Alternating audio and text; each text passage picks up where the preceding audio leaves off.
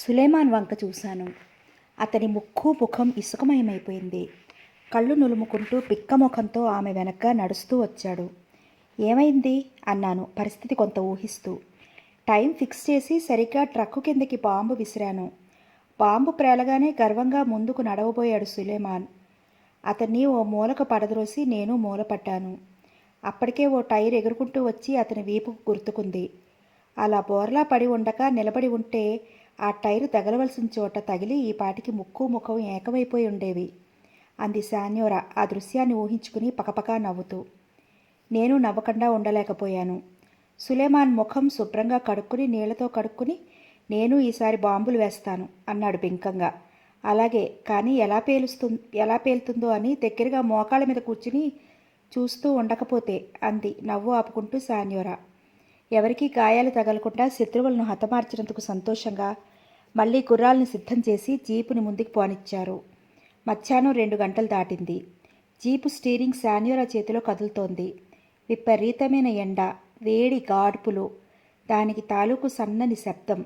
ఈ వేగంలో చీకటి పడినంత వరకు ప్రయాణిస్తే తప్ప చైనీస్ స్థావరం చేరుకునే అవకాశం లేదు. ఎందుకంటే ఎడారి ఇసుకలో స్పీడ్ నడపటం ఎంతో కష్టం. పైగా వేడిమికి డ్రైవర్ స్థానంలో పనిచేయలేం. ఉన్నట్టుండి వెనక సీట్లోంచి పీప్ పీప్ మన శబ్దం వినిపించింది. శాన్యోరా పక్కకి తిరిగి మేజర్ మెసేజ్ అంది ఆతృతగా. వెనక సీట్లో సులేమాన్ ఒళ్ళో పెట్టుకున్న వైర్లెస్ సెట్ని అందుకుని సెట్ను ఆన్ చేశాడు. Hello hello, calling NWO Sudan. Is that desert hunters?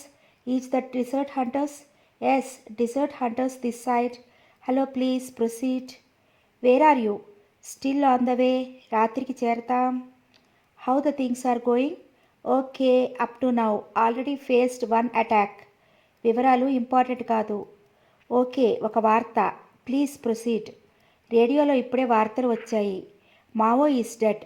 I repeat, Chinese నాయకుడు మావో మరణించాడు. ఇది మీకు ఉపయోగపడచ్చు. మీరు వెళ్ళబోయే స్థావరంలో ఈరోజు తీవ్ర సంతాపం మెయింటైన్ చేస్తారు. కట్టుదిట్టాలు కొంచెం సడలింపబడవచ్చు. ఈ వాతావరణాన్ని వినియోగించుకోండి. కార్యం సాధించండి అన్న నైరోబీ మాటలు వినిపించాయి. Thank you for the news. It will be helpful అన్నాను సంతోషంగా. Proceed the journey. అవసరమైతే కాల్ చేయండి. మీ యోగక్షేమాలు ఎప్పటికప్పుడు తెలియపరచండి. Over and out. Line cut అయింది. సెట్ ఆఫ్ చేసి వెనక సీట్లోని సులేమాన్కి అందించాను. విషయం అర్థమైన శాన్యోరా విజయ సూచకంగా నవ్వింది. మధ్యాహ్నం 3 గంటలవుతుండగా ఉన్నట్లుండి వాతావరణంలో వేడి తగ్గిపోయింది. ఎడారినంతా మేఘాలు చెరచరా గొడుగులా కప్పేశాయి ఆకాశంలో. రయ్యిన చల్లగాలి వృద్ధితమై మరో 2 నిమిషాల్లో దడదడా వర్షం కురవసాగింది. జీపు ముందు భాగం మీద పెద్ద శబ్దంతో వర్షం ముత్తుతోంది. ఆకాశంలో యుద్ధం జరుగుతున్నట్లు, ఏదో బలమైన శక్తులు ఢీకొన్నట్లు ఉరుములు. ఆకాశంలో రాక్షసుల ఆయుధాలు ఢీకొనగా వెలువడే నిప్పురవ్వల్లాంటి మెరుపులు. అనుమానంతో చట్టుకున్న వైర్లెస్ ఆన్ చేశాను.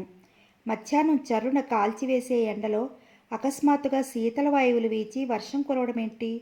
ప్రశ్నించారు నైరోబీని. చైనీస్ సైంటిస్ట్ హోయాంగ్ హో తన ప్రయోగాల్లో ఉన్నట్టు మాత్రమే ఇప్పటి వరకు మనకు అందిన ఇన్ఫర్మేషన్. సందేహం లేదు, అది హోయాంగ్ హో ప్రయోగ ఫలం. ఈరోజు అతను సక్సెస్ పొందాడు. మీరు చూస్తున్న వర్షం, మీరు చవిచూస్తున్న చల్లని గాలి మేధావి హోయాంగ్ హో సృష్టించినవే. అతను సాధించిన ఫలితం. కానీ మై డియర్ బాయ్, పాపం ఈ విజయానికి చైనీయులు సంతోషిస్తారో, అటు ప్రక్క మావో పోయినందుకు విచారిస్తారో. Matter of coincidence. నవ్వాలో ఏడవాలో తెలియని పరిస్థితిలో ఉండొచ్చు. ఏది ఏమైనా do your duty. Line cut. నాలో సంతోషానికి అంతులేదు. మానవుడు మొదటిసారిగా ప్రకృతి మీద విజయం సాధించాడు. సో హోయాంగ్ హో ఇన్నాళ్ళు పడుతున్న నిర్విరామ కృషి ఫలించింది. ఎడారిలో కుంభవృష్టి కురిపిస్తున్నాడు. అందరం సిగరెట్లు ముట్టించుకున్నాం. జీపు అదే వేగంతో కదులుతోంది. వర్షపు జల్లు లోపల పడకుండా ఏర్పాట్లు చేశాం. మరో గంట తర్వాత వర్షం టక్కున ఆగిపోయింది. అరబిక్ ఎడారి అంతా కటిక చీకటి అలుముకుంది. రేడియం డయల్ వాచ్ చూసుకున్నాను. 8:00. మోకాళ్ళ మీద కూర్చుని కళ్ళు చిట్లించుకుని ముందుకు చూశాను. 2 ఫర్లాంగుల దూరంలో ఓ పాడుపడిన బిల్డింగ్. చుట్టూ కొన్ని సైనిక గుడారాలు. వాటి చార్జ్డ్ వైర్ ఫెన్సింగ్. అదే చైనీస్ స్థావరం. సన్నగా పలికింది శాన్యోరా స్వాగతంలా. భవంతిలో విద్యుత్ దీపాలు అర్ధ చీకటిని పారద్రోలుతున్నాయి. డీసీ కరెంట్ సప్లై అయి ఉండాలి. బైనాక్యులర్స్ కళ్ళ ముందు నుంచి తీశాను. జర్కిన్ జేబులోంచి టార్చ్ లైట్ చేతిలోకి తీసుకుని, సులేమాన్, ఆ పాడుపడ్డ భవంతి గురించి నీకేమి తెలుసు అడిగాను. మేజర్ సాబ్, ఎడారి ప్రయాణికులకు సదుపాయంగా ఉండటానికి విశ్రాంతి గృహంగా దాన్ని పూర్వం అరబ్ రాజులు కట్టించారని వినికిడి చెప్పాడు ఎడారి దొంగల నాయకుడు సులేమాన్, జేబులోంచి ఓ పొడుగాటి చుట్ట తీసి వెలిగించుకుంటూ. అదే అగ్గిపుల్లతో తన ఇద్దరి అనుచరుల నోట్లో ఉన్న చుట్టను ముట్టించాడు. సులేమాన్ పిలిచాడు. ఏంటి సాబ్ అన్నాడు అగ్గిపుల్ల నేలకేసి కొట్టి దమ్ము పీలుస్తూ. నువ్విప్పుడు ఏం చేశావు అన్నాను కోపంగా. చుట్ట వెలిగించాను. మీ ప్రశ్న నాకు బోధపట్టం లేదు. మనం ఇప్పుడు శత్రువుల స్థావరానికి దగ్గరగా ఉన్నాం. నువ్వు చీకట్లో కూర్చుని అగ్గిపుల్ల వెలిగించినప్పుడు ఆ శత్రువు తన రైఫిల్నో మరతుపాకినో చేతిలోకి తీసుకుంటాడు. అదే పుల్లతో రెండో వ్యక్తి పొగాకు చుట్టముట్టించినప్పుడు ఆ వెలుగుకేసి రైఫిల్ని గురి చూస్తాడు. ఇక అదే పుల్లతో మూడో వ్యక్తి చుట్ట లేదా సిగరెట్ ముట్టించినప్పుడు ఏం చేస్తాడో నువ్వే చెప్పు. అర్థమైంది సాబ్, ఫైర్ చేస్తాడు. క్షమించండి. అందుకే ఒకే అగ్గిపుల్లతో 3 సిగరెట్లు ముట్టించుకోకూడదనే నిబంధన మిలిటరీ వాళ్లలో ఉంటుంది. ఇప్పుడు మీరంతా వారి కిందే లెక్క అంటూ ప్రక్కకి తిరిగి, సాన్యోరా, మనం క్రాలింగ్ చేస్తూ వైర్ ఫెన్సింగ్ చేరుకోవాలి. సాధారణంగా రాత్రివేళ మిలిటరీ స్థావరాల్లో గుండ్రంగా తిరిగే ఫ్లడ్ లైట్లు ఉండాలి. అయితే ఇప్పుడు అది అక్కడ లేదు. బహుశా మావో మరణం వల్ల ఫార్మాలిటీస్ పాటించి ఉండరు. అయినా ముందు జాగ్రత్త కోసం క్రాలింగ్ చేస్తూ పోవడం మంచిది. ఫెన్సింగ్ చేరుకున్నాక మనకి స్థావరం లోపలి భాగంతో పరిచయం లేదు. సైంటిస్ట్ ఎక్కడ ఉంటాడో తెలియదు కాబట్టి నేను ముందుగా లోనికి ప్రవేశిస్తాను. అవసరాన్ని బట్టి వాకీటాకీలో మెసేజ్ ఇస్తాను. అప్పుడు మీరు చొచ్చుకు రావాలి. భయంకర్, ఏమీ తెలియకుండా ముందుగా నువ్వు ఒక్కడివి శత్రువుల మధ్యకి వెళ్తావా? భయంగా పలికింది సాన్యోరా. సే మేజర్, నాట్ భయంకర్. ఇప్పటి నుంచి మీరంతా మిలిటరీ వ్యక్తులుగా ఫీల్ అవ్వాలి. నాయకుడిగా నా ఆజ్ఞలపై కామెంట్ చేయకూడదు. అండర్స్టాండ్ అన్నాడు కఠినంగా. సాన్యారా ఒక క్షణం మౌనం వహించి బరువుగా నిట్టూర్పు వదిలింది. ఓకే మేజర్ అంది దృఢంగా తల ఊపుతూ. క్రాలింగ్ ఏంటి సులేమాన్? మనం నడుచుకుంటూ వెళ్ళడం లేదు ఇప్పుడు. మోకాళ్ళ మీద మోచేతుల మీద డేక్కుంటూ వెళ్ళాలి. నడుచుకుంటూ వెళ్తే ఏమవుతుందో తెలుసా? శత్రువు అటు ఇటు తిరుగుతూ టార్చ్ లైట్ గబుక్కను వేసి కాంతి సూటిగా వచ్చి మన ముఖం మీద పడుతుంది. మనం కళ్ళు నులుముకునేలోగా మన గుండెల్లో తుపాకీ గుండు నాటుకుంటుంది. అదే క్రాలింగ్ చేస్తూ పోతే లైట్ కాంతి సాధారణంగా మన మీద పడదు. పడినా అర్థకాంతి. శత్రువు అనుమానంగా చూసే లోపల మనం కాల్చేయచ్చు. అర్థమైంది సాబ్, చాలా చక్కగా చెప్పారు. అంతా టైం ప్రకారం జరగాలి. సాన్యోరా, మూవ్ ఆజ్ఞ జారీ చేశాను. నేల మీదకి వంగి ముందుకు పాకుతూ మోచేతులు మోకాళ్ళ సాయంతో ముందుకి పాక్కుంటూ పోతున్నాం. ఎదురుగా మా ఆబ్జెక్ట్ ఆ పాడుపడిన భవంతి. అర్థకాంతిలో దూరంగా కనపడుతూ ఉండడం వల్ల, అది కేవలం తుప్పలు రాళ్ళు లేని ఇసుక ప్రాంతం కావడం వల్ల మేము టార్చ్ లైట్లు వెలిగించలేదు. తడి ఇసుక మీద చరచరా ముందుకి ప్రాకుతున్నాను. నన్ను ఆ చీకట్లో వెనక్గా అనుసరిస్తున్నారు సాన్యోరా, ఎడారి దొంగల నాయకుడు సులేమాన్, మరి 2 అనుచరులు. అంతా నిశ్శబ్దంగా ఉంది. ఎంతో అవసరమైతే తప్ప ఎవరినీ నోరు తెరవద్దని శాసించాను. ఒక్కోసారి ఇసుక గుట్టలను చూసుకుని జాగ్రత్తగా వాటి ప్రక్క నుంచి కదులుతున్నాం. చైనీస్ స్థావరం చుట్టూ ఉన్న వైర్ ఫెన్సింగ్ ఇంకా 40 గజాల దూరంలో ఉండగా ఆ నిశ్శబ్ద నిశీధిలో సులేమాన్ కంఠం భయంగా గాభరాగా వినిపించింది. సాబ్, నా రెండో అనుచరుడు ఖాసిం మన వెనుక లేడు. సులేమాన్ వణుకుతున్న కంఠం విని టక్కున ఆగి వెనక్కి చూశాను చీకట్లోకి.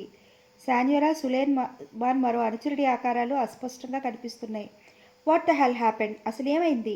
కోపంగా సన్నగా గొణిగాను. సాబ్, ఎవరి మట్టుకు వాళ్ళని దీక్షగా ముందుకు క్రాలింగ్ చేస్తున్నాం. ఉన్నట్లుండి నా వెనుక అనుచరుడు ఖాన్ తట్టి ఆపాడు. ఖాసిం వెనక కదలటం లేదని అనుమానం వచ్చి పిలిచారని చెప్పాడు అన్నాడు సులేమాన్. జీ సాబ్, ఓ నిమిషం క్రింది వరకు అతని అలికిడి వెనుగ్గా వినపడేది. ఎందుకో అనుమానం వచ్చి చూసేసరికి ఖాసిం ఆకారం మాయమైంది అన్నాడు ఖాన్. వెనక్కి పదండి.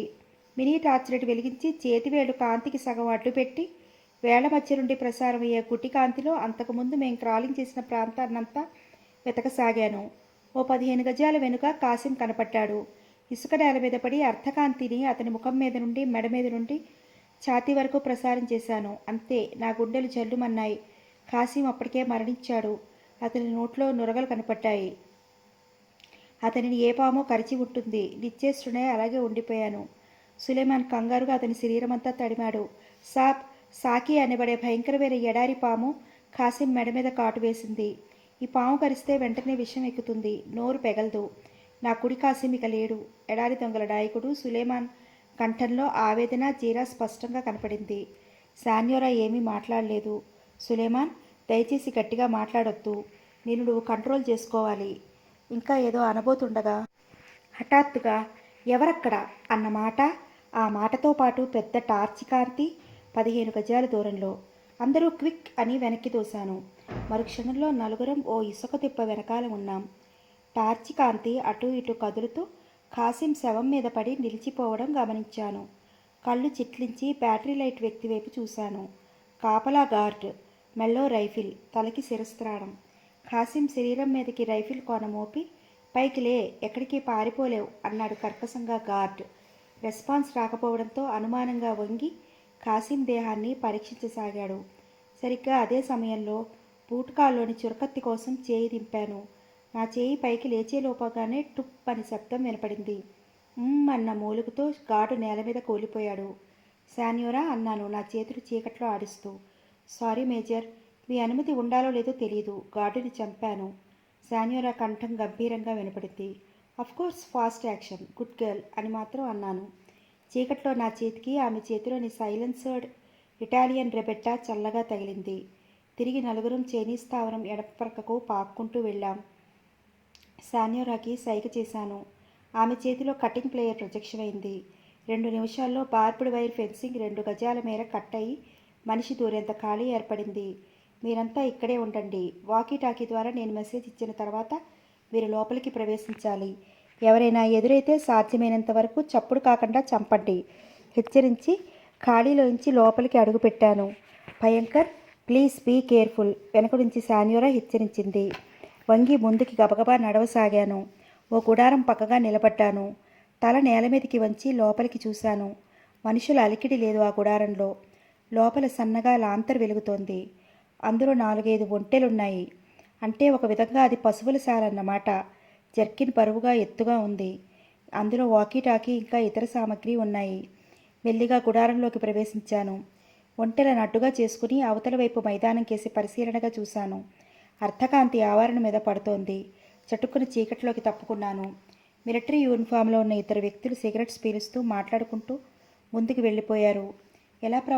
ఎలా ప్రవేశించాలి భవనంలోకి? తీవ్రంగా ఆలోచించి ఇక కదులుదామనుకుంటుండగా ఓ గార్డు వచ్చి ఎదురుగా ఉన్న ఓ స్టూల్ మీద అలసటగా కూర్చున్నాడు. తల వంచి అతను సిగరెట్ ముట్టించుకున్నాడు. సిగరెట్ పీలుస్తూ అతను ఓసారి అటు ఇటు చూశాడు. ఊపిరి బిగబట్టి నిలబడి చూస్తుండిపోయాను. అంతలో ఓ ఆలోచన మస్తిష్కంలో తడుక్కున మెరిసింది. పెరాబుల్లం పిస్టల్ మనతో ముందున్న ఓ ఒంటెను బలంగా పొడిచాను. ఒంటె చిన్నగా అరుస్తూ ముందుకు గెంతింది. ప్రక్కకు జరిగి రెస్పాన్స్ కోసం గార్డు వైపు చూశాను. అతను గుడారం వైపు ఓసారి చూసి మళ్ళీ సిగరెట్ పీల్చడంలో మునిగిపోయాడు. నా ప్రయత్నం ఫలించలేదు. గుడారంలో 3 వంతులు చీకటిగా ఉంది. మెల్లిగా కదిలి గుడారం గుమ్మం వైపు వెళ్లకుండా ఎడం వైపు నిలబడ్డాను. అప్పా అంటూ పెద్దగా మూలిగాను. చెవులు రిక్కించాను. బూట్ల అలికిడి అయింది. మెల్లిగా దగ్గరైంది. గుమ్మం వద్దకు వచ్చి ఆగిపోయాయి బూట్లు. మరోసారి మూలిగాను. బూట్ కాళ్ళు లోపలికి రావడం, టార్చిలైట్ కాంతితో పాటు అతను నా వైపు తిరగడం వరుసగా జరిగాయి. అంతే. సైలెన్సర్ బిగించబడిన నా చేతిలోని 9mm వాల్తర్ పెరాబులం నుండి సన్ అనే ధ్వని వెలువడింది. గుండు సూటిగా అతని మెదడులోకి చొచ్చుకుపోవడం, అతను బరువుగా వాలిపోవటం అంతా క్షణాల్లో జరిగిపోయింది. శవాన్ని బాగా లోపలికి లాగేశాను. మరో 5 నిమిషాల్లో నేను సెంట్రీ దుస్తులు ధరించాను. జేబులు తడిమి చూడగా ఓ టోకెన్ కనపడింది. పైకి తీశాను. ఇత్తడి బిళ్ళాది. 99 అన్న అంకె గుర్తించబడి ఉంది. టోకెన్ను తిరిగి జేబులో వేసుకుని తల మీద క్యాప్ బాగా నుదుటి మీదకి లాక్కున్నాను. భుజాన్ని వేలాడుతున్న మెషిన్ గన్ను ఊపుకుంటూ హుందాగా బిల్డింగ్ వైపు నడవసాగాను. నా గుండెలు దడదడలాడుతున్నాయి. ఏమాత్రం అనుమానం వచ్చినా నన్ను పిచ్చి కుక్కలా కాల్చి చంపుతారు. ఘాటు వేషంలో సెక్యూరిటీ బిల్డింగ్ ప్రక్కగా ఆగి ఓరగా ముఖద్వారం వైపు చూశాను. విషయం అర్థమైంది. గుమ్మం దగ్గర ఓ వాచ్మ్యాన్ కాపలా ఉన్నాడు. అతని ఎదురుగా ఉన్న స్టూల్ మీద 4-5 టోకెన్లున్నాయి. అంతే. ఇక ఆలస్యం చేయలేదు. ఒక చెయ్యి పొట్ట మీద, మరో చెయ్యి గొంతు మీద అదుముకుని గబగబా అడుగులు వేశాను. నైట్ డ్యూటీ గార్డుని ఈ సమయంలో లోపలేం పనిరా? వాచ్మెన్ ఇంకా ఏదో అనబోతుండగా తల వంచుకునే డోక్కోడాన్ని సిద్ధంగా ఉన్నట్లు శబ్దాలు చేస్తూ ప్లీజ్ డాక్టర్ రూమ్కి వెళ్ళాలి, వాంతులు వస్తున్నాయంటూ 99 నెంబర్ టోకెన్ అతని చేతిలో పెట్టి సమాధానం ఆశించినట్లు గబగబా లోపలికి నడిచాను. వాచ్మెన్ ఇంకేమీ అభ్యంతరం చెప్పలేదు. దేవుళ్లాంటి మావో మరణించినప్పుడు కూడా మనకి ఈ డ్యూటీ తప్పలేదు అన్న సానుభూతి వాక్యం వినపడింది వెనుక నుంచి. అదృష్టం నా వైపు ఉందన్నమాట. డాక్టర్ రూమ్ నిజంగా భవంతిలో లేకపోతే నన్ను ఖచ్చితంగా అనుమానించేవాడు వాచ్మ్యాన్. పైకి వెళ్లే ముందు మెట్లు కనపడ్డాయి. పైకి లంఘించాను. మొదటి అంతస్తు వరండాలోకి ప్రవేశించగానే రెండో అంతస్తు మెట్లు దిగుతూ 3 మిలిటరీ వ్యక్తులు కనపడ్డారు. చటుక్కున గోడవారగా చీకట్లో నక్కాను. వాళ్ళు 3 మాట్లాడుకుంటూ క్రింది ఫ్లోర్లోకి వెళ్ళిపోయాక భారంగా ఊపిరి విదిలి పై అంతస్తు వైపు అడుగులు వేశాను. గదులు బయట ఉన్న సైన్ బోర్డులు చదువుకుంటూ ముందుకు నడిచాను. ఓ చోట నా కాళ్ళు టక్కున ఆగిపోయాయి. ల్యాబొరేటరీ అన్న బోర్డు ఆగుపడింది. ప్రక్కకి చూశాను. ప్రైవేట్ రూమ్, ప్రొఫెసర్ హోయాంగ్ హో అని రాయబడ్డ సైన్ బోర్డు చూసి నాలో ఆనందం ఉరకలు వేసింది. గుండెలు అతి వేగంగా కొట్టుకోసాగాయి. గది తలుపుల ముందాగి మెల్లగా తోశాను. తెరుచుకోలేదు. లోపల బోల్ట్ వేయబడి ఉందన్నమాట. సన్నగా మాటలు వినిపిస్తున్నాయి. ప్రక్కకి కదిలాను. కిటికీ. థ్యాంక్ గాడ్, కిటికీ తలుపులు దగ్గరగా వేయబడి ఉన్నాయి. వ్రేలితో కిటికీ తలుపులు అంగుళం లోపలికి తోశాను. చెవులు రిక్కించాను. సన్నగా వినపడుతోంది లోపల నుంచి సంభాషణ. క్లియర్గా వినలేకపోతున్నాను. మిలిటరీ చొక్కా లోపల ధరించిన జర్కిన్ పాకెట్లోకి చెయ్యి జొరిపాను. మరుక్షణం నా చేతిలోకి హీరింగ్ ఎయిడ్ లాంటి వస్తువు ప్రత్యక్షమైంది. మధ్య వైర్, అటూ ఇటూ 2 గుండ్రటి పొడిపలు. ఒకవైపు పొడిపను రిసీవర్గా నా చెవిలోకి దూర్చుకుని వైర్కి కనెక్ట్ చేయబడ్డ రెండో వైపు పొడిపను మైక్రోఫోన్గా కిటికీ తలుపు సందుకుండా లోనికి తోశాను. ఇప్పుడు లోపలి మాటలు నా చెవులకి క్లియర్గా వినిపెట్టసాగాయి. ఏంటి మీరనేది? ఆశ్చర్యంగా పలికింది ఓ కంఠం. ఎస్, ప్రొఫెసర్ హోయాంగ్ హో. భారతదేశాన్ని వరదల్లో ముంచేయాలి. ప్రకృతి శక్తులనే చేజిక్కించుకున్న అపూర్వ మేధావులు మీరు. అదే శక్తితో నిరంతర కుంభవృష్టితో భారతదేశాన్ని భీభత్సం పాలు చేయండి. ఈ దెబ్బతో వారి పంటలన్నీ నాశనం అవ్వాలి. ప్రభుత్వం గడగడలాడిపోవాలి. దిక్కుతోచని పరిస్థితుల్లో. మేజర్ చావో, దిస్ ఈజ్ టూ మచ్. ఈ విషయం ముందర చెప్పలేదు నాకు. విప్లవకారుణ్ణి కాదు నేను, విశ్వ కళ్యాణాభిలాషిని. మన దేశం పాడి పంటలతో విరసిల్లుతూ సస్యశ్యామలం కావడానికి మాత్రమే నేను మీకు ఉపయోగపడతాను. క్షమించాలి ప్రొఫెసర్, ఇది ప్రభుత్వపు ఆజ్ఞ. ఈరోజే మీ ప్రయోగం విజయవంతమైంది. అందుకే ఇప్పుడు చెప్తున్నాను. మీ అపూర్వ శక్తులతో ఇండియాని చైనాకి దాసోహం అనిపించాలి. చావో కంఠం. ఇంపాసిబుల్. నా కంఠంలో ప్రాణం ఉండగా ఇది జరగదు. ఈ అనంత విశ్వంలో ఏ మానవుణ్ణి భయప్రాంతులకు గురిచేసి నాశనం చేసే అధికారం నాకు లేదు. నా సేవలు మన చైనా దేశ ప్రజలు ఉపయోగించుకునే విషయం వరకే పరిమితం. మిస్టర్ హోయాంగ్ హో, మీతో నీతి, స్నేహం, విశ్వమానవ సౌభ్రాతృత్వం గురించి చర్చించే అవకాశం, అధికారం నాకు లేదు. I am just obeying my superiors orders. నాపై జారీ చేయబడిన ఆజ్ఞలను నేను పాటించక తప్పదు. పిచ్చి ఉపన్యాసాలు ఇచ్చి దేశద్రోహి కావద్దు. అనవసరంగా ప్రాణాలు పోగొట్టుకోవద్దు. వాట్? నన్ను చంపడమా? మీకు పిచ్చి పట్టి ఉండాలి. లేకపోతే ప్రకృతి శక్తులను గుప్పెట్లో ఇరికించుకున్న ఏకైక వ్యక్తితో ఈ విధంగా మాట్లాడరు. ప్రొఫెసర్ ఆవేశంతో ఊగిపోతున్నట్లు గమనించాను. I'm sorry professor. బాగా ఆలోచించుకోండి. దేశద్రోహం నేరాన్ని మీపై రుద్దుకోవద్దు. తీవ్రంగా ఆలోచించండి. మన ప్రభుత్వం ఎంత కఠినమైందో మీకు తెలుసు. మళ్ళీ రేపు ఉదయం కలుస్తాను. Good night. చటుక్కున ట్రాన్స్మిటింగ్ సాధనాన్ని బయటికి లాగి వరండా వారగా చీకట్లోకి దూకాను. తలుపు తెరుచుకున్న చప్పుడు. ఆఫీసర్ దుస్తుల్లోని మేజర్ చావో బయటికి వచ్చాడు. ఊపిరి బిగబట్టి అతన్ని పరీక్షిస్తూ అలాగే నిలబడిపోయాను. వరండాలో నిలబడి సిగరెట్ ముట్టించుకుని పెద్ద పెద్ద అంగలతో మెట్ల వైపు నడిచాడు మేజర్ చావో. చటుక్కున ప్రొఫెసర్ గదిలోకి చొరబడ్డాను. విశేషమైన తలుపు చప్పుడికి టీ త్రాగుతున్న ప్రొఫెసర్ హోయాంగ్ హో ఉలిక్కిపడి చూశాడు. ఎవరు నువ్వు? అన్నాడు కంగారుగా జేబులో చేయి పెట్టబోతూ. Machine gun అతికేసి గురిపెట్టాను. మీ చేయి వెనక్కి తీసుకోండి ప్రొఫెసర్. విశ్వమానవ సౌభ్రాత్రం కోరే పూజనీయులకు మారణాయుధాలతో పని లేదనుకుంటా. నా చేతిలోని ఈ మెషిన్ గన్ మీకు సంబంధించినంత వరకు ఏ అపకారమూ చేయదు. చెయ్యి వెనక్కి తీసుకుని ప్రొఫెసర్ నన్ను పరిశీలించసాగాడు. మరో ప్రపంచ సంస్థ మీకు స్వాగతం పలుకుతోంది. I am major Bhayankar. ఇండియా నుంచి పారిపోయి మిమ్మల్ని కలుసుకోవడానికి ఇంత దూరం వచ్చాను అంటూ చెప్పసాగాను. నీ మాటలు నమ్మటం ఎలా? అన్నాడు ప్రొఫెసర్ హోయాంగ్ హో నా సుదీర్ఘ ఉపన్యాసం విన్న తర్వాత. సాక్ష్యాలు చూపిస్తాను ప్రొఫెసర్. కానీ ఓ విషయం మీరు నమ్మాలి. నేను ఓ దోపిడీ ముఠా నుండి కానీ, వ్యతిరేక శక్తుల తరఫున గాని ఎన్నో వేల మైళ్ళు అతి కష్టంతో ప్రయాణించి ఇంత దూరం రాలేదు. కొత్త ప్రపంచ సాధన కొరకు ఎన్‌డబ్ల్యూఓ సంస్థ తరఫున మీ చేయూత కావాలని ప్రార్థిస్తున్నాను అన్నాను గంభీరంగా. జర్కిన్ జిప్పర్ లాగి లోపల నుంచి ఓ ఆల్బం లాంటి పుస్తకం తీశాను. 2 నిమిషాల పట్టు పేజీలు ఆసక్తిగా తిరగేశాడు ప్రొఫెసర్.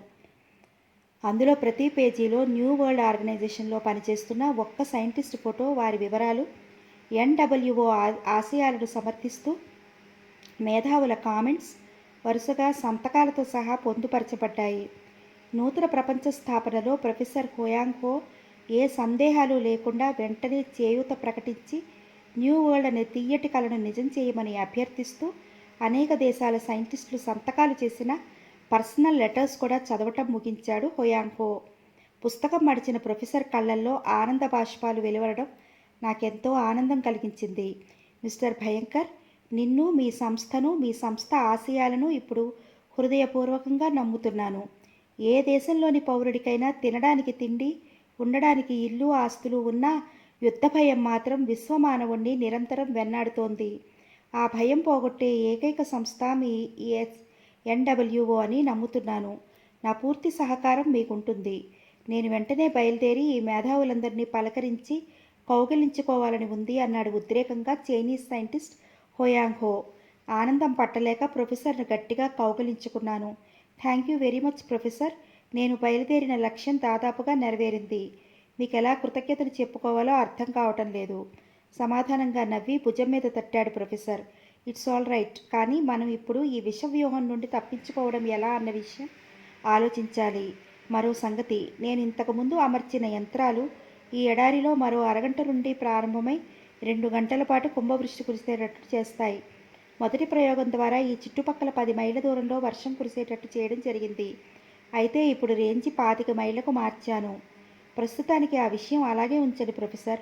మీకు కావలసిన అన్ని రకాల సహాయాలు ఎన్‌డబ్ల్యూఓ సంస్థ సగర్వంగా చేస్తుంది. పోతే ఇక్కడి సైనిక బలం మీకే బాగా తెలుసు. కాబట్టి తప్పించుకునే ఉపాయం మీరే ఆలోచించాలి అంటూ బయట ఉన్న శాన్యోరా సులేమాన్ల గురించి, సూడాన్ ఎన్‌డబ్ల్యూఓ బ్రాంచ్ గురించి, వారి ప్రణాళిక గురించి చెప్పాను. వెల్ మిస్టర్ భయంకర్, ఈ భవనానికి వెనుక వైపు ఓ చైనీస్ ట్యాంకు ఉంది. అందులో క్షేమంగా పారిపోవచ్చు. నీ అనుచరులను అక్కడికి ఎలాగో కష్టపడి చేరుకోమని చెప్పు. కానీ ట్యాంకులో పారిపోతుంటే దాన్ని కాపాడే వ్యక్తి కూడా ఒకరు శత్రు సంహారం జరిగేదాకా ఇక్కడే ఉండిపోవాల్సి ఉంటుంది. ఎందుకంటే యాంటీ ట్యాంక్ గన్తో కానీ లేదా యాంటీ ట్యాంక్ గ్రెనేడ్తో కానీ మా సైనికులు ట్యాంకుకు ఆపద కలిగించే అవకాశం ఉంది. మన ప్రయత్నం మీరు విఫలమైతే నేనిక బతికి ఉండటం కల్లా మీరంతా కూడా. నో ప్రొఫెసర్, ఆపద తలపెట్టకండి. చివరి రక్తం బొట్టు వరకు మిమ్మల్ని క్షేమంగా పంపించడానికే పోరాడతాను. నేను ఇక్కడే ఉండిపోయి మీ ట్యాంకర్కు ఫాలోయింగ్ లేకుండా చూసుకుంటాను. తర్వాత జీపు మీదో, గుర్రం మీదో, ఒంటె మీదో పారిపోయి ఎడారి దొంగల నాయకుడి స్థావరాన్ని చేరతాను. అక్కడ మన కోసం హెలికాప్టర్ ఎదురు చూస్తూ ఉంటుంది. గబగబా మాట్లాడాను. మిస్టర్ భయంకర్, ఈ అసైన్మెంట్లో నువ్వు ముఖ్యమైన వ్యక్తివి. సందేహించకండి ప్రొఫెసర్. ముఖ్యమైన వ్యక్తిని కాబట్టే మిమ్మల్ని శత్రువుల నుండి కాపాడే బాధ్యత వహిస్తున్నాను. ప్రొఫెసర్ హుయాంగ్ హో భారంగా నిట్టూర్చాడు. ఆల్ రైట్ మేజర్, నువ్వు మెసేజ్ ఇవ్వు మీ అనుచరులకి. నన్ను ఇక్కడ ఎవరూ అనుమానించరు కాబట్టి ఇప్పుడే బయలుదేరి ఎలాగో ఆ ట్యాంకులోకి చేరుకుంటాను. ఓకే ప్రొఫెసర్ అంటూ జర్కిన్లోంచి వాకీటాకీ తీశాను. అంతలో బయట ధన్ అంటూ కాల్పులు వినిపించసాగాయి. మేజర్ భయంకర్, బయటి కాల్పులు వినపడుతున్నాయి. మీ అనుచరుల ఉనికి అప్పుడే పసిగట్టేసి ఉంటారు మీ సైనికులు అన్నాడు కంగారుగా సైంటిస్ట్ హుయాంగ్ హో. వాకీటాకీ చటుక్కున ఆన్ చేశాను. శాన్యోరా పిలిచాను.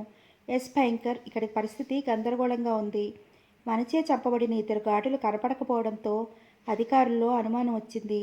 సెర్చింగ్ సాగింది. మేము ఇక ఫెన్సింగ్ లోపలికి ప్రవేశించి డైరెక్ట్గా రంగంలోకి దూకక తప్పలేదు. ప్రస్తుతం ఓ జీపును కవర్ చేసుకుని కాల్పులు సాగిస్తున్నాం.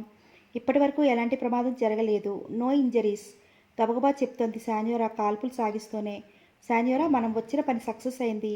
ప్రొఫెసర్ హుయాంగ్ హో అంగీకరించారు. Is it Bhayankar? What a great pleasure. నాలో ఉత్సాహం ఉరకలు వేస్తోంది అంది శాన్యోరా. నువ్వొక పని చేయాలి. ఎలాగైనా జాగ్రత్తగా ఈ బిల్డింగ్ వెనక ఉన్న ఒకే ఒక చైనీస్ ట్యాంకర్లోకి మీరు ముగ్గురు క్షేమంగా చేరుకోవాలి. ట్యాంకు నడపడం వచ్చు కదూ నీకు? ఎస్ మేజర్, ట్రైనింగ్ పీరియడ్లో శిక్షణ ఉంది.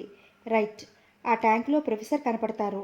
మీరింకేమీ సందేహించకుండా హరహర బ్రహ్మాదులు దిగివచ్చినా లక్ష్యం చేయక అతి వేగంతో తిన్నగా సులేమాన్ స్థావరం చేరుకోండి. అక్కడి నుంచి హెలికాప్టర్లో పారిపోవాలి. ఈలోగా నేను ఇక్కడి ఇబ్బందులు ఎదుర్కొని ఎలాగో మిమ్మల్ని కలుసుకుంటాను. అర్థమైందా? భయంకర్, నువ్వు మాతో రాకపోవడం ఏంటి? నేను ఒప్పుకోను, గాబరాగా పలికింది శాన్యోరా కంఠం. Don't talk nonsense Sanyora. Explanations అడగకూడదని ముందే చెప్పాను. ఎస్డబ్ల్యూఓ హెలికాప్టర్కి ప్రొఫెసర్ని చేర్చే వరకు ఆయన బాధ్యత అంతా నీదే. ఈలోగా నేను తప్పక వచ్చి సులేమాన్ స్థావరంలో కలుసుకుంటాను. ఓకే? 2 క్షణాలు మౌనం. ఓకే మేజర్, మేమిప్పుడే ట్యాంకును చేరుకునే ప్రయత్నాల్లో ఉంటాం. సర్క్యూట్ క్లోజ్ అయింది. Good luck professor. హొయాంగ్హోతో కరచాలనం చేశాను. నా రక్షణ విషయం నేను చూసుకుంటాను. మీరు వెంటనే వెనక ఉన్న ట్యాంకులోకి చేరుకోండి. సిగరెట్ ముట్టించుకుని బీరువాలోని కొన్ని కాగితాలు తీసుకుని కోటు లోపల దులుపుకుని దమ్ము పూలిస్తూ బయటికి వెళ్ళిపోయాడు ప్రొఫెసర్ హొయాంగ్హో. ధన్ ధన్ ధన్ ధన్. ఎడారిలో ఒంటరిగా ఉన్న ఆ బిల్డింగ్ చుట్టూ కాల్పులు మృత్యు విహారంలా వినపడుతున్నాయి. భవనంలోనూ బయట ఆవరణలోనూ ఒక్కసారిగా అన్ని లైట్లు వెలిగి ఆ ప్రాంతాన్ని ప్రకాశవంతం చేశాయి. సిగరెట్ కేసు లాంటి మినీ బైనాక్యులర్స్ కళ్ళ ముందు పెట్టుకుని 2వ అంతస్తు నుంచి క్రిందకి చూశాను. శాన్యోరా, ఆమె వెనుక సులేమాన్ ఖాన్ మెషిన్ గన్లతో కాల్పులు సాగిస్తూ బిల్డింగ్ వెనక వైపు వెళ్లడానికి ప్రయత్నిస్తున్నారు. ముగ్గురు అస్తవ్యస్తంగా ఆగి ఉన్న జీపుల్ని, ట్రక్కుల్ని అడ్డంగా పెట్టుకుంటూ ముందుకు కదులుతున్నారు. చైనీస్ సైనికులు ఆమెను 4 వైపుల నుంచి చుట్టుముట్టే ప్రయత్నంలో ఉన్నారని గ్రహించాను. అప్పటికే 2 వైపులు చేరి కాల్పులు సాగిస్తున్నారు. దాంతో శాన్యోరా ఒకవైపు, ఖాన్ సులేమాన్ రెండో వైపు అటాక్ ఎదుర్కోవడం ప్రారంభించారు. వాళ్ళని కాపాడాలి, ఎలాగో ట్యాంకు వద్దకు చేరుకున్నట్లు సహాయపడాలి. నా మెదడులో ఓ ఆలోచన తట్టింది. హడావుడిలో ఈ ఆలోచన శాన్యోరాకి వచ్చి ఉండదు. అక్కడ ఉన్న 2 ఎలక్ట్రిక్ స్తంభాల మీద నా దృష్టి నిలబడింది. బాల్కనీ గోడ మీద మెషిన్ గన్ ఎక్కుపెట్టి 2 నిమిషాల పాటు పిచ్చిగా మ్రోగించాను. ధన్ ధన్ ధన్ ధన్. మృత్యు గొలుసులా ధ్వనిస్తోంది మిషన్ గన్. 2 ఎలక్ట్రిక్ పోల్స్కి ఉన్న ఫ్లోరిసెట్ దీపాలు పళ్ళును ప్రేలాయి. శాన్యోరా అప్పటిదాకా ఉన్న ప్రాంతం చీకటి అయిపోయింది. శాన్యోరా రన్ ఫాస్ట్ అని అరుస్తూ మొలవద్ద నుండి హ్యాండ్ గ్రెనేడ్ తీశాను. ఇంతకుముందు గుంపులు గుంపులుగా వెంటాడిన సైనికులుండే ప్రదేశాన్ని గుర్తుపెట్టుకుని లీవర్ నోటితో లాగి బలంగా చీకట్లోకి విసిరాను హ్యాండ్ గ్రెనేడ్. అంతే, పడాలున పెద్ద విస్ఫోటనం. ఓ జీపు ఫట్మంటూ పేలింది. కెవ్వున ఆర్తనాదాలు. దాదాపు 10 మంది చైనీయుల మృతదేహాలు ముక్కలు ముక్కలుగా గాలికి ఎగిరాయి. చైనీస్ మేజర్ చావో క్రింద ఎక్కడో ఉండి కేకలు పెడుతున్నాడు. యూ బ్లడీ ఈడియట్స్, పైనుంచి ఎవరో కాలుస్తున్నారు. కొంతమంది బిల్డింగ్లోకి ప్రవేశించండి, క్విక్. థ్యాంక్ గాడ్, నా ఊహ ఫలించింది. ఇప్పుడు వాళ్ళ దృష్టి నా మీద పడింది. దీంతో శాన్యోరా వైపు ఒత్తిడి తగ్గవచ్చు. మిషన్ గన్తో వరండాలోని లైట్లు టపటపా పేల్చాను. ఇప్పుడు నేనున్న వరండా చీకటయింది. కొద్ది క్షణాల్లో సైనికులు పైకి వస్తారు. నా కళ్ళు మూలగా ఉన్న స్టేర్ కేస్ని ఆకర్షించింది. గబగబా మెట్లెక్కి పైకి వెళ్ళాను. Open terrace. డాబాలో అంతా ఖాళీగా ఉంది. టెర్రస్ మించి క్రిందికి చూశాను. నేల మీద కాల్పులు వినపడుతున్నాయి.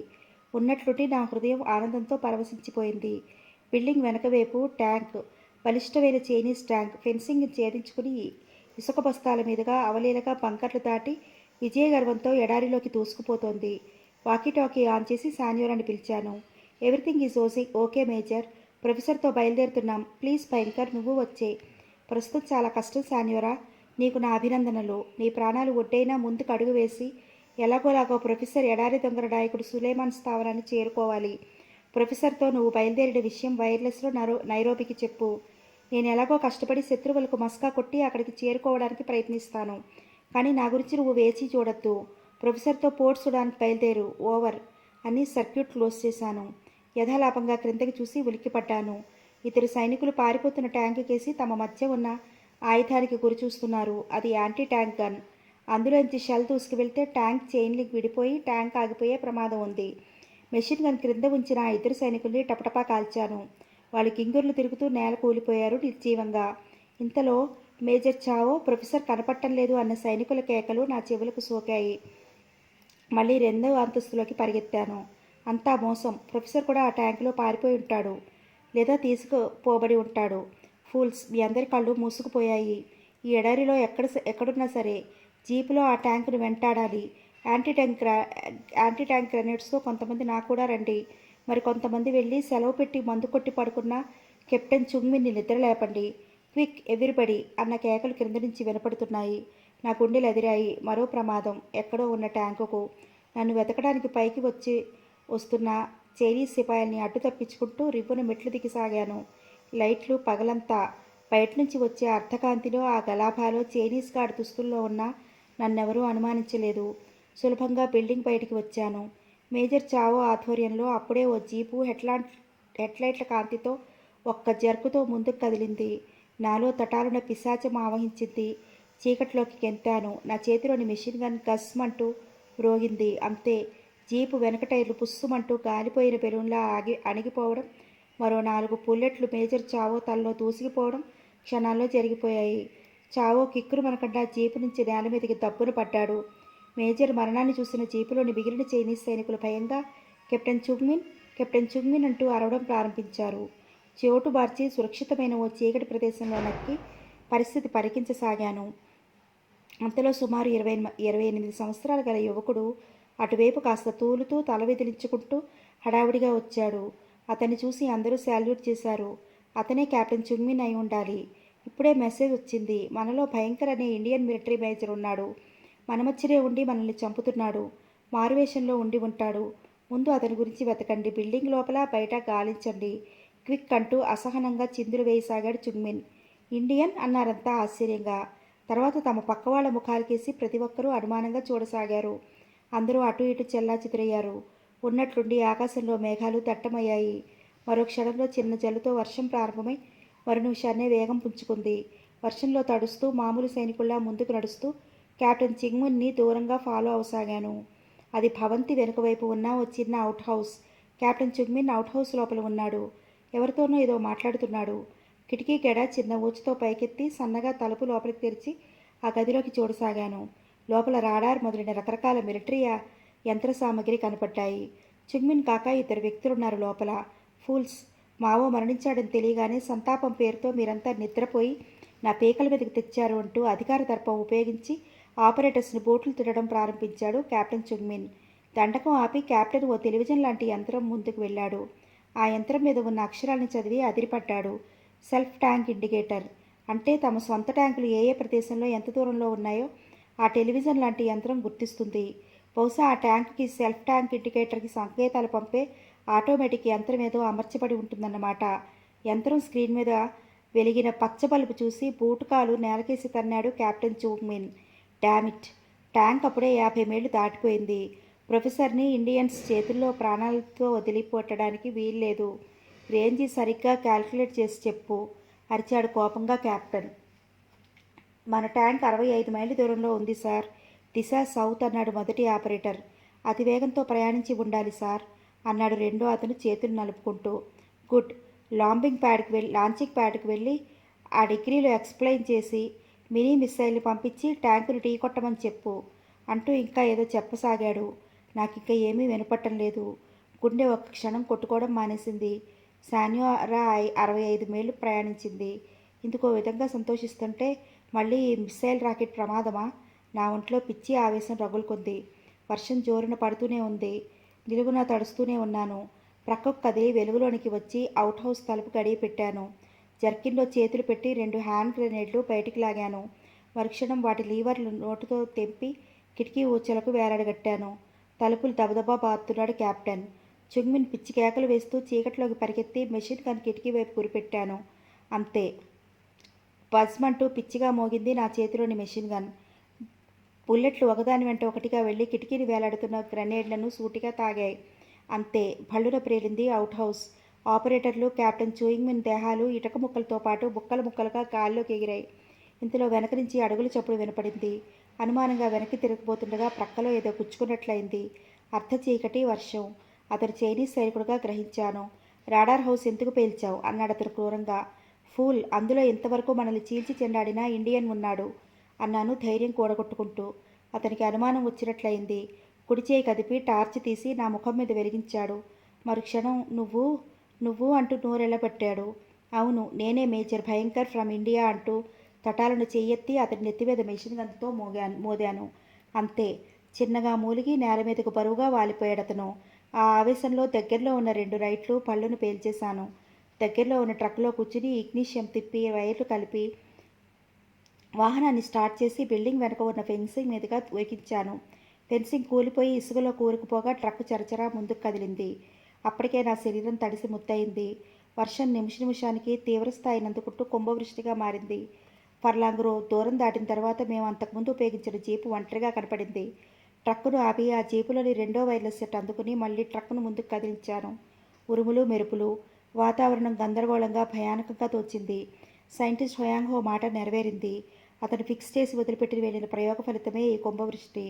ఇలాంటివే ఇంకో 4 వర్షాలు పడితే ఈ ఎడారిలో పచ్చని మొక్కలు మొలిచినా ఆశ్చర్యపోనక్కర్లేదు. హెడ్లైట్ల కాంతిలో సర్రున ముందుకు పరిగెత్తుతోంది హెవీ మిలిటరీ ట్రక్. అప్పుడు కాస్త తేలిక దొరికినట్లయింది. ఓ సిగరెట్ ముట్టించి గట్టిగా దమ్ములాగి యాక్సిలేటర్తో అడుక్కంటా తొక్కాను. శివంగిలా పరిగెత్తసాగింది ట్రక్. మరో 15 నిమిషాలు గడిచాయి. వర్షం జోరున కురుస్తూనే ఉంది. ట్రక్కు క్యాబిన్ మీద దబదబా వర్షపు చప్పుడు.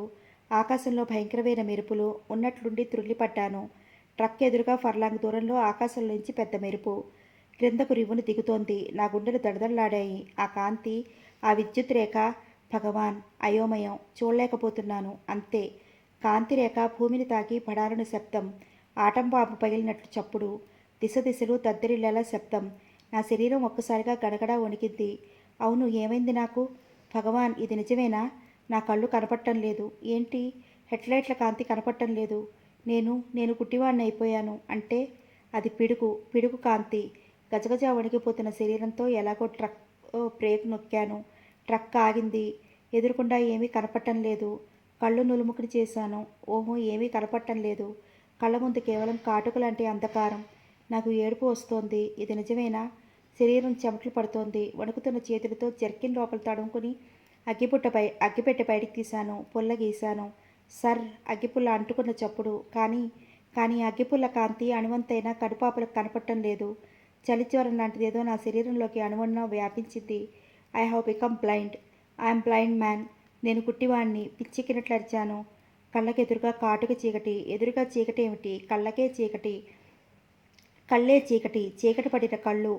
నిన్న నేను చూసిన పగలే ఆఖరి పగలు. మరో 5 గంటల్లో కాబోయే సూర్యకాంతిని నేను చూడలేను. అదొక్కటే కాదు, జీవితాంతం సూర్యకాంతిని చూడలేను. నేనిప్పుడు ఎక్కడికి వెళ్ళాలి? ఎలా వెళ్ళాలి? అగ్గిపుల్లలన్నీ టపటపా గీసి పారేశాను. సర్మంటూ అంటుకున్న చప్పుడే వినిపిస్తోంది. సందేహం లేదు, నేను గుడ్డివాణ్ణి అయిపోయాను. ఇప్పుడేం చేయను? అంతలో కుడివైపు కొంత దూరం వెనుకగా వాహనం కదిలిన చప్పుడు. Shoot him. అదిగో వాడే మన క్యాప్టెన్ని మేజర్ని చెప్పిన బ్లడీ ఈడియట్. మేజర్ భయంకర్. పిచ్చికుక్కలా కాల్చండి. ఆ కంఠం వెనుకే గబగబా మ్రోగిన మెషిన్ గన్ చప్పుడు. అప్పా! కెవ్వున అరిచాను. కుడి భుజంలోనూ, పొట్ట కుడి భాగంలోనూ, కుడి తొడలోనూ దాదాపు 15 కాలిన ఇనప కణికలు దూరాయి. ప్రాణం పోతోంది. నోరు ఆర్చుకుపోతోంది. ఎడం భుజాన్ని నీరసంగా కదిపి సీటు ప్రక్కలో ఉన్న మెషిన్ గన్ను అందుకున్నాను. రాస్కెల్స్ గుడ్డివాణ్ణి చంపుతున్నారు. పళ్ళు పటపటా కొరికి మాటల శబ్దం వచ్చిన స్పాట్ ఊహించి దడదడా మోగించాను. ధన్ ధన్ ధన్ అంటూ అటూ ఇటూ త్రిప్పుతున్నాను. దాదాపు 10 నిమిషాలు మెషిన్ గన్ మ్రోగుతూనే ఉంది. కెవ్వున ఆర్తనాదాలు. వాహన పదార్థాలు పగిలిన చప్పుడు. 400 పైగా బుల్లెట్లు ఖాళీ అయిపోయాయి. వేడెక్కిన మిషన్ గన్ విసిరి కొట్టాను. జర్కిన్లో మిగిలిన 2 హ్యాండ్ గ్రెనేడ్లు కసిగా విసిరాను. ధడేల్. కాసేపు తర్వాత ఆ ప్రదేశం నిర్మానుష్యమైనట్లు నిశ్శబ్దం. కేవలం సన్నటి చిలుకల చప్పుడు. చెవులు రెక్కించాను. 2 నిమిషాల పాటు నో రెస్పాన్స్. ఎదురుకాల్పులు లేవు. చచ్చారు వెధవలు. నోరు ఆర్చుకుపోతుంటే చీకట్లో మెల్లిగా కదిలాను. అంతే. కుడివైపు డొక్కలో కరకరా ఏదో కెలికబడుతూ కదిలినట్లుగా తట్టింది. కుడి చేయి పనిచేయడం లేదు. ప్రాణం జిల్లార్చుకుపోతోంది. రక్తపు మడుగు సీటు క్రింద చిక్కగా జిగురుగా తగిలింది. తుది నిమిషాలు. బయటికి సాచిన ఎడం చేతిలో కాసిని వర్షపు చుక్కలు పడ్డాయి. దానితో పెదాలు తడుపుతున్నాను. తిరిగి అదే చేస్తూ తడుముకుంటూ వైర్లెస్ సెట్ అందుకుని ఆన్ చేశాను. This is desert hunter. Hello Bhayankar, నైరోబీని మాట్లాడుతున్నాను. కంగ్రాచులేషన్స్. ఇక ప్రమాదం తప్పింది. శాన్యోరాతో నువ్వు కలిసి వెళ్ళట్లేదట. ఎందుకు? ఇప్పుడు ఎక్కడున్నావు? ఆయాసంతో ముందుకు తూలిపోతూ ఎడం చేత్తో దేన్నో పట్టుకున్నాను. ప్లీజ్ నైరోబీ, ప్రశ్నలు వద్దు. How is Sanyora? She is okay mister Bhayankar. ఇప్పుడు ఆమె ప్రొఫెసర్ హోయాంగ్తో సహా హెలికాప్టర్లో సూడాన్ వైపు ప్రయాణిస్తున్నారు. మరో అర్ధగంటలో వారిని రిసీవ్ చేసుకుంటాను. ఎంత ఆలస్యమైనా మీరు సులేమాన్ స్థావరాన్ని చేరుకోకుండా తాను బయలుదేరనని చాలాసేపు శాన్యోరా మొండికెత్తిందంట. మా పైలట్ బలవంతంగా లాక్కొస్తున్నాడు. ప్లీజ్ భయంకర్, మీరు ఎక్కడ ఉన్నారో చెప్పండి. ఈ అసైన్మెంట్ విజయవంతంగా నెరవేర్చి మరో ప్రపంచ సంస్థకు ఎనలేని సహాయాన్ని చేశారు. ముందు చెప్పండి, వేరార్యు? పేలవంగా నవ్వాను. నొప్పి. పొట్ట బలంగా పట్టుకుని పెదవులు కదిపాను. ఎక్కడ ఉన్నానో చెప్తాను వినండి. మరో ప్రపంచానికి ముఖద్వారంలో. What you mean mister Bhayankar? Yes mister Nairobi. I am going to die. మరో నిమిషంలో చావబోతున్నాను. పొట్టలో, భుజాల్లో, తొడల్లో కలిసి దాదాపు 20 బుల్లెట్లు. కాళ్ళ కింద, చేతుల కింద రక్తపు మడుగు చికటగా తగులుతోంది. భయంకర్! అవతల వైపు కేక. ఒక్క విషయం చెప్పండి నైరోబీ. వారిద్దరూ క్షేమంగా ఇండియా? ఆ విషయంలో సంకోచం అవసరం లేదు. నేనే స్వయంగా మారువేషాల్లో శాన్యోరా ప్రొఫెసర్లతో బయలుదేరి ఇండియా చేరతాను. కానీ మిమ్మల్ని ముందు బతికించుకొని. నో మిస్టర్ నైరోబీ, వీల్లేదు. మీ విధి నిర్వహణలో మీరు నిమగ్నమవ్వండి. కనీసం నా శవాన్ని వెతికించడానికి టైం వేస్ట్ చేసినా నా మీద ఒట్టే. అది సరే, వాకీటాకీలో అంత ఎత్తులో దూరంలో ఉన్న సైన్యాలతో మాట్లాడలేను. ఆమెతో చివరిసారిగా రెండు మాటలు. Don't worry major. హెలికాప్టర్ వైర్లెస్కి నా వైర్లెస్ కనెక్షన్ ఇస్తాను. అర నిమిషంలో ఆమె కంఠం మీకు వినపడుతుంది. ఎగిసిపడే గుండెలతో బరువుగా వెనక్కి వాలాను. 1-2 సెకండ్లు భారంగా గడుస్తున్నాయి. ఉన్నట్లుండి నా శరీరం తేలిక పడుతున్నట్లయింది. తల గిర్రును తిరుగుతున్న అనుభూతి. తెలివి తెచ్చుకోబోయి తల విదిలించబోయాను. నా ప్రయత్నం ఫలించలేదు. లోపల ఏదో లాగుతోంది. గుండె ఆగిపోతున్నట్లు, ఊపిరితిత్తులు ఖాళీ అవుతున్నట్లు భయంకరమైన అనుభూతి. నోరు ఆవలించి కుటకలు మిరింగాను. గాల్లో తేలిపోతున్నాను. భయంకర్! భయంకర్! నేను శాన్యోరాని.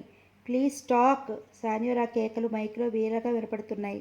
జవాబివ్వాలి. నోరు ఆవలించి అర్ధస్పృహలో ప్రక్కకి కదలిపోయి ట్రక్కు డ్రైవింగ్ సీట్లోకి వచ్చి నేల మీద తప్పున పడ్డాను. శాన్యోరా, బార్బరా, జోనా నా స్మృతి పదంలో ఒక్కసారి మెదిలారు. ఆ తర్వాత ఏమైందో నాకు తెలీదు. సమాప్తం.